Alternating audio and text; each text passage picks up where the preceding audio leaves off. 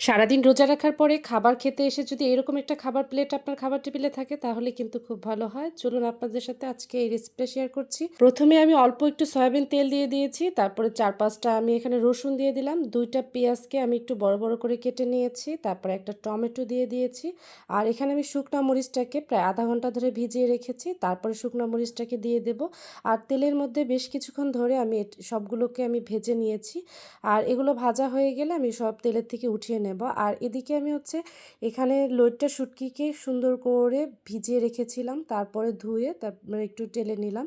আর এদিকে সবগুলো টালা হয়ে গেলে আমার এইটাকে আমি ব্লেন্ড করে নেব। আর সবগুলো উপকরণকে আমি কিছুক্ষণ একটু ব্লেন্ড করে নিলাম। আর ব্লেন্ড করে নিয়ে অল্প একটু তেলের মধ্যে আমি যে ব্লেন্ড করা মশলাগুলো ছিল সেগুলো দিয়ে দিয়েছি। আর এখানে আমি 1/2 টেবিল চামচ ধনিয়ার গুঁড়া, 1/2 টেবিল চামচ জিরার গুঁড়া আর স্বাদ মতো লবণ দিয়ে দিয়েছি। এরপর সামান্য একটু পানি দিয়ে বেশ কিছুক্ষণ ধরে আমি রান্না করে নেব। যখন তেলটা উপরে ভেসে আসবে তখন আমি কিছু রসুন কুচি আর আস্ত কিছু পেঁয়াজ কুচি দিয়ে দিয়েছি। আর এটাকে আমি বেশ কিছুক্ষণ ধরে ভুনে নিয়েছি।